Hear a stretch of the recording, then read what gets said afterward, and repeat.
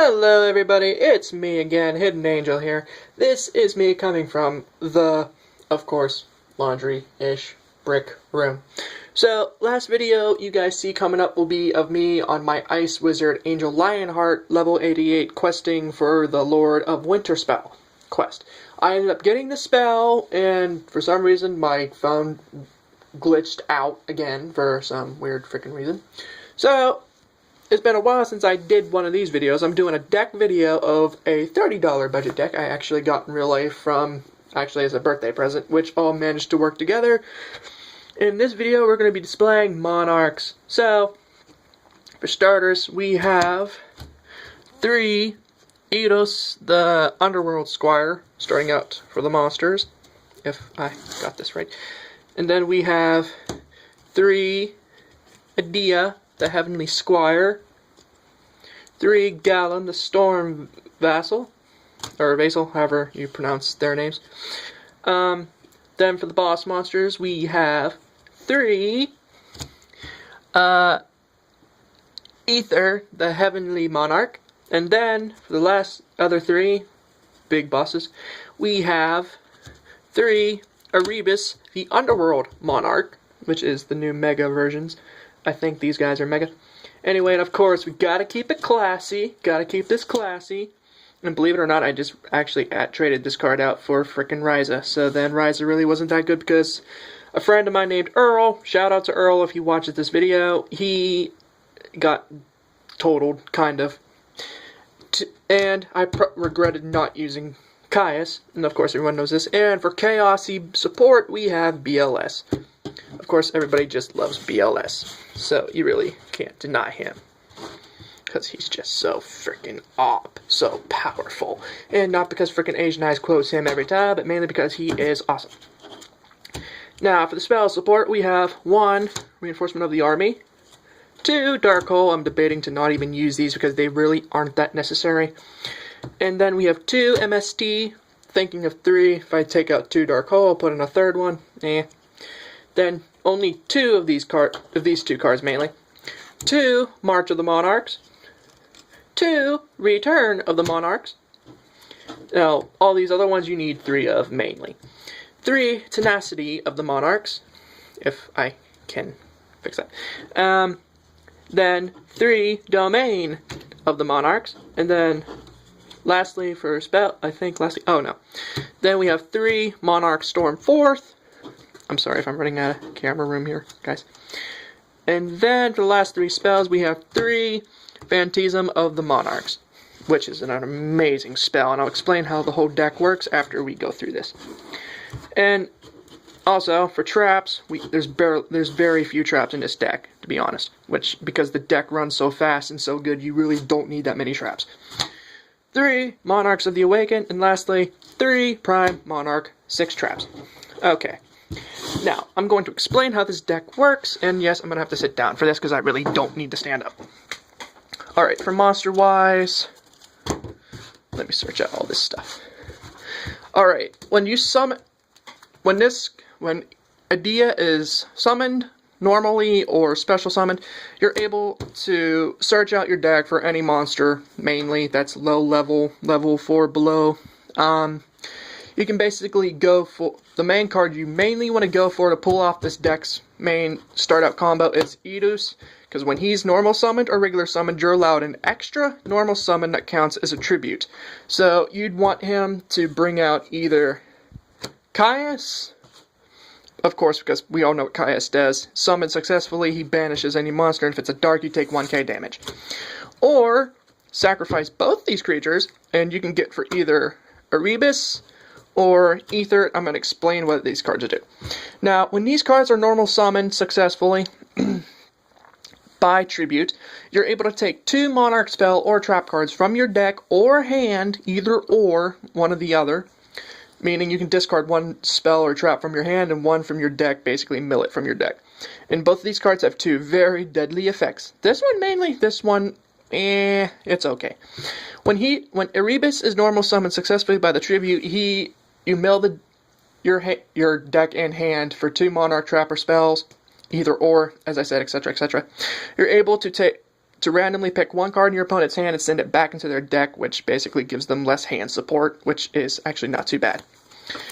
And then, either, whenever same effect applies with the 2 Monarch spell or traps, either or, you're able to search your deck out for a level 6 or higher, or level 6 through 8 Monarch spell, or not spell, what did I say spell?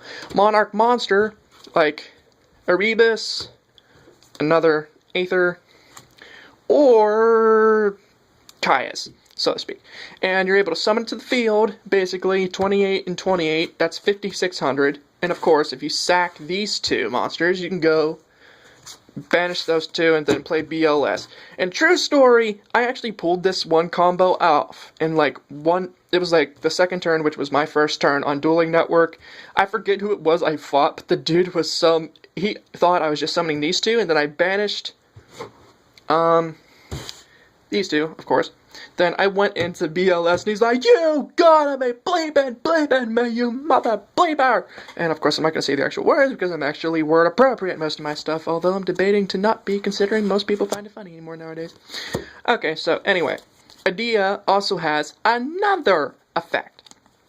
When it's in the graveyard, you're able to remove it from play to bring back a removed Monarch trap or spell that's in your banish zone. In exchange, you remove this monster and to get back one of your others. And you're wondering, wait a minute, you can bring it back? Why would you want to bring them back? Well, I'm going to explain, viewers, and I'm sorry if I sound such like a smart butt.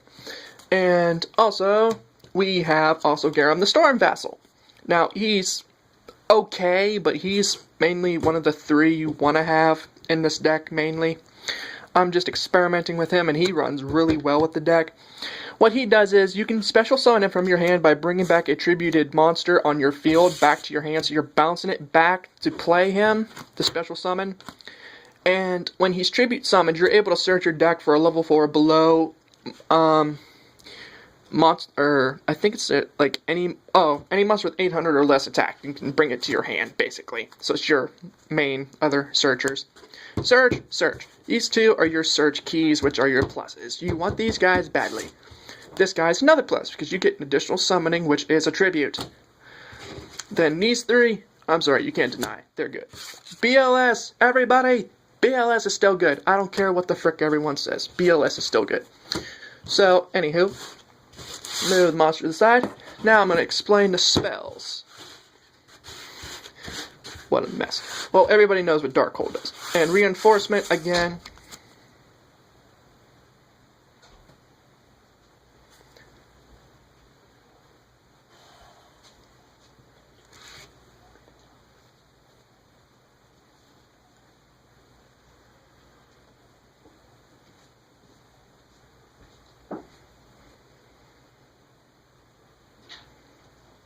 Hey!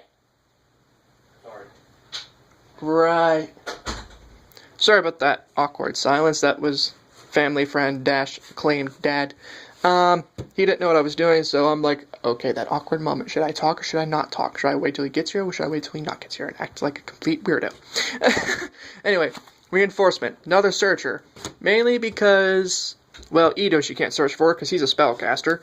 Vassal you can't go, or Garum you can't go for because he's a winged beast. So then that leads to Adia, which is a warrior, so search, search, search, or search, search, search, search, and summon. So that's a lot of pluses right here to make the deck run as fast as it can and get to what you need as soon as possible. Darkhold pops the field. Pretty much that. I don't need to say anymore. Enough said. MST. We know this card's been around for ages, since the beginning of Yu-Gi-Oh! Pops 1 card on your opponent's side of the field, spell or trap. We know. End of story. Enough said. Okay. Now, time for the Monarch cards. Now, this is where some stuff gets a little bit tricky, to where you get confused a lot. And believe me, when I start explaining these spells, it's gonna be one of those decks where you're gonna have to pay strong attention to it before you end up put on the spot to where people think you're cheating. And thank goodness Earl and Rick, they actually were watching and helping me keep track of this, because it was the first time they ever seen the deck either, and I think they were kind of shocked at its performance-ish. Anyway, March of the Monarchs.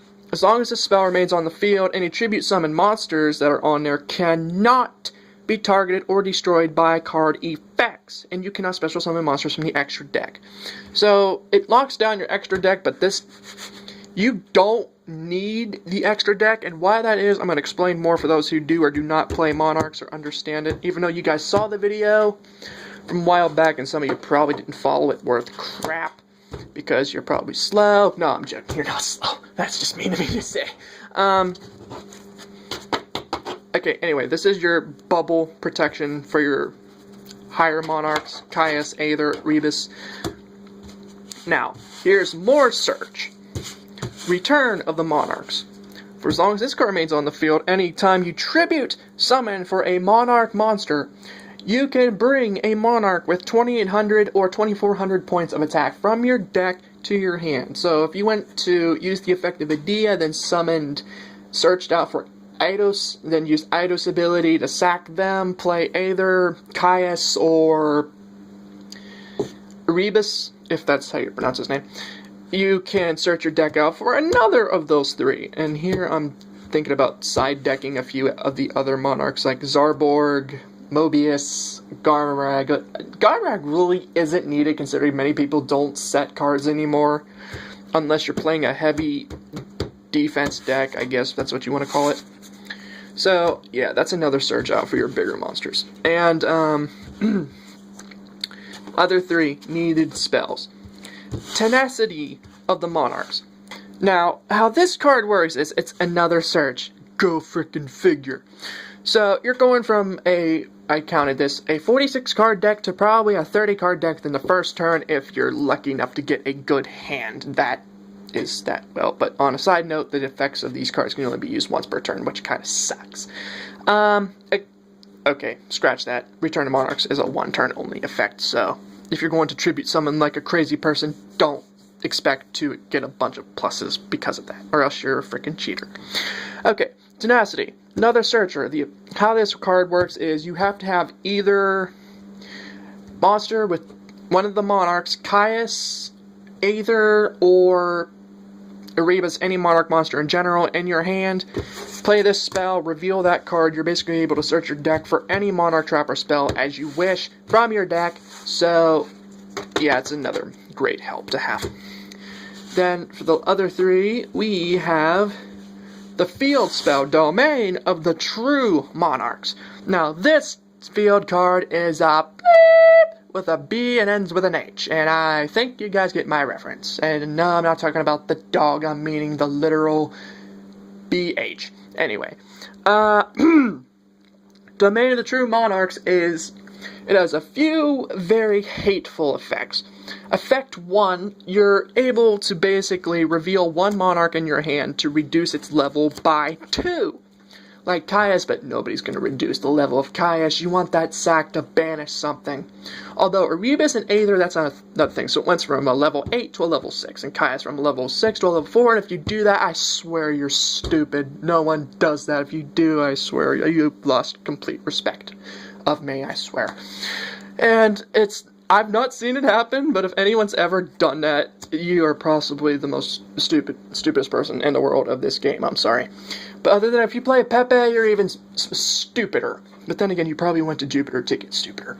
Okay, so that's the first effect. The second effect, as long as it remains face up on the field and you control a tribute summoned monster, your opponent cannot, I repeat, cannot, comprende, exclamationary, whatever words say, no, you shall not pass, no, enter, no, nothing, zero, nada, cannot special summon from your extra deck. And this is another reason why people hate this deck so much, is because many decks anymore rely on the extra deck, like Synchron decks. That would, this deck just complete, this field spell wrecks just many decks that rely on your extra deck, like Naturias, but you rarely see anyone use Naturia decks anymore. It's very rare and very uncommon, unlikely if you do.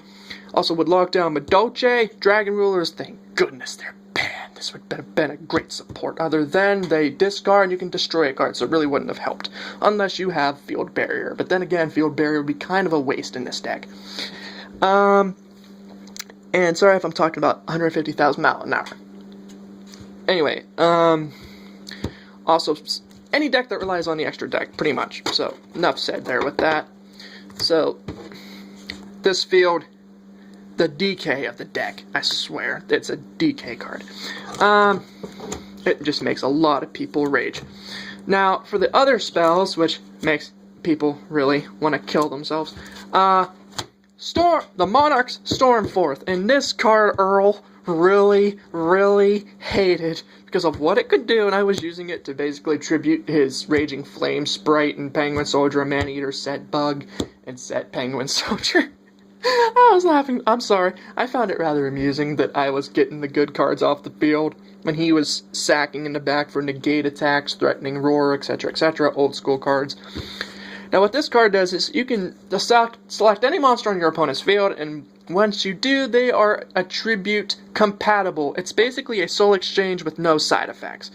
So, yeah, this card pretty much steals one of their monsters. You can use it to tribute sack, pretty much. And the last three spells we have is Pantism of the Monarch, and this is probably one of the other best spells in this deck.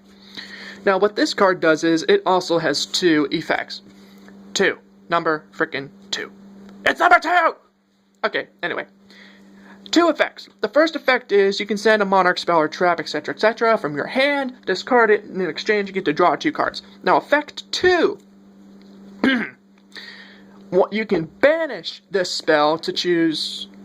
Say, for instance, if I wanted to search for another Pantism, Stormforth, or Domain, or just 3 of anything.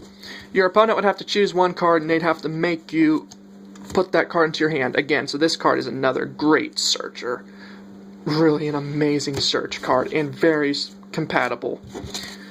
And it's this, as you can see, the spells and the monsters, you can just tell already this deck is broken and it's just good. It just locks down extra decks, and that's the one thing I like, and plus you can get down big beaters with no problem. And the last 3 cards are, or 6 cards, which are the traps for this deck, are, I corrected myself, the Prime Monarch. This card also has 2 effects. It treats itself as a normal trap, of course, but once flipped and remains on the field, you're able to take 2 Monarch Trapper spells from your graveyard, bring it back to your deck shelf when you get a +1 draw, basically. So again, it's another plus. Return and plus back to you. I swear this reminds me of Uno so much, but with a twist. And the secondary effect this card has, when it's in the graveyard, you're able to banish any Monarch Trapper spell to basically have this card treated as a level 5 monster with 1,000 attack and 24 defense. So this is like your barrier monster, which is very reliant and very good. Then the last 3, which is possibly the most powerful trap in this deck, is the Monarchs Awaken. Now, if you have no cards in the extra deck whatsoever, you can target any tribute monsters, and they are permanently immune the entire game until you find a way to frickin' destroy it. So it cannot be targeted by anything, it cannot be destroyed by anything, it cannot be destroyed by any card effects, it can't be targeted by any card effects. So, I use Raigeki! Screw you. Middle finger, pal. You are... I swear I wish I could just say certain words, but I have certain people on here that probably watch this, and I'm trying to keep a good respect, good image. So they basically give you... Oh look, I play Monarchs Awaken. I chain that to Raigeki. I give you the middle finger. So where you basically trolled them and you basically just peeved them off until they can find a monster strong enough to bash up your either Caius. The Caius is easy to get over now. Aether and Erebus, that's another frickin' story. And Prime. Nah, just Prime. And that's pretty much the whole deck, guys. So, as you can see, Monarchs are very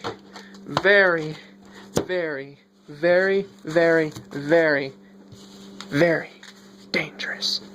A very dangerous deck, and for once I can say Konami did something right. They created a deck so competitive and so good, you don't really need anything really to extra support this deck. This deck has all the support it needs, and if anything gets hit, I'm going to cry. I literally will cry. Now, side deck wise, I don't know what I'm going to add in it, but if I do decide to add a side deck into it, I will show a video of this deck to you guys. No, I will not explain it, but once you see the card, you'll understand it is the Monarch. Then I'll add the side deck. And hope you guys liked this video. Be sure to like, comment, subscribe. Tell me your thoughts on this. Was I good? Did I suck? Did I talk too fast? Yes, I know I talked too fast. So screw you, whoever said that. I mean, bless you, whoever said that. Anyway, thank you for watching. This is Hidden Angel, coming to you live from the bricked room.